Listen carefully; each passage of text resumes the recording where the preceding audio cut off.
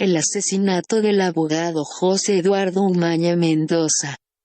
José Eduardo Umaña Mendoza fue un reconocido maestro, defensor de derechos humanos y jurista, uno de los mejores abogados penalistas de la historia colombiana. En el desarrollo de su labor, el doctor Umaña Mendoza ejerció la defensa de las víctimas de casos como el genocidio político de varios integrantes del Partido de la Unión Patriótica y del Partido Comunista Colombiano.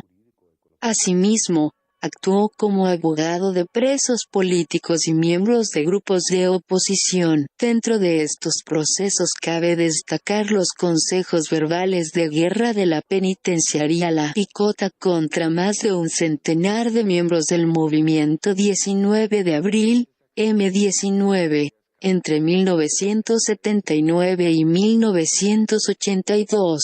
Asimismo, el doctor Umaña Mendoza tuvo una destacada labor en diferentes procesos de paz, en los que asistió judicialmente a líderes de grupos armados de oposición en los procedimientos de amnistía e indulto. En su labor como abogado se empeñó en realizar una labor investigativa a profundidad para lograr la reapertura del caso penal por el asesinato del caudillo liberal Jorge Eliezer Gaitán, producido el 9 de abril de 1948, hecho histórico que motivó la gran revuelta nacional conocida como el Bogotazo.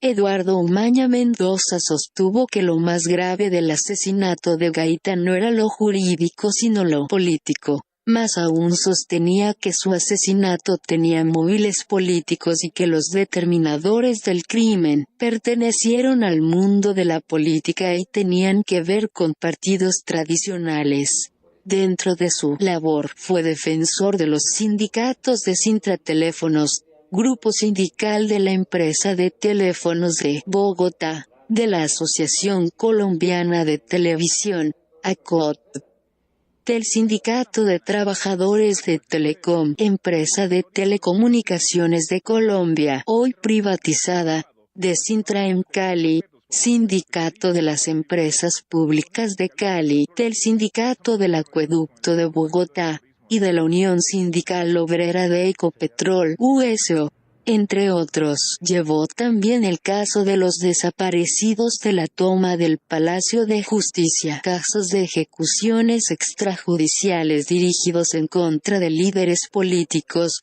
indígenas arahuacos, estudiantes, así como impulsó otros casos internacionales. Muchos de estos casos apuntaban a la responsabilidad de las fuerzas militares colombianas y de grupos paramilitares que actuaron en coordinación con ellas. Eduardo Umaña Mendoza fue asesinado en horas del mediodía del 18 de abril de 1998, mientras su esposa recogía a su hijo para que todos fueran a almorzar juntos. Eduardo Umaña se encontraba en su oficina cuando dos hombres y una mujer, fingiéndose reporteros de televisión, entraron en su oficina en el barrio Nicolás de Federman de Bogotá. Una vez ataron y encerraron a su asistente, se dirigieron a él propinándole 3 disparos con una pistola automática con silenciador. Eduardo Umaña Mendoza sabía que corría riesgo en su ejercicio profesional, a lo que él mismo respondía: más vale morir por algo que vivir por nada. Muchas personas consideraron a Umaña como uno de los mejores juristas que se encargó de importantes casos a nivel nacional e internacional.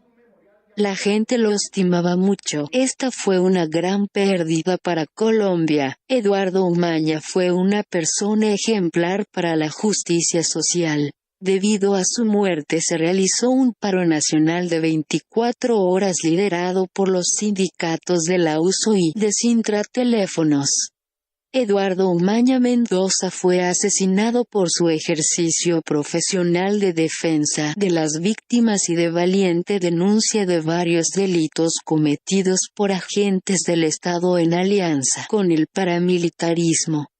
El caso por su asesinato cursa en la Unidad de Derechos Humanos de la Fiscalía General de la Nación, donde no ha habido resultados investigativos. Ante esto, se encuentra en curso una petición por su ejecución extrajudicial ante la Comisión Interamericana de Derechos Humanos.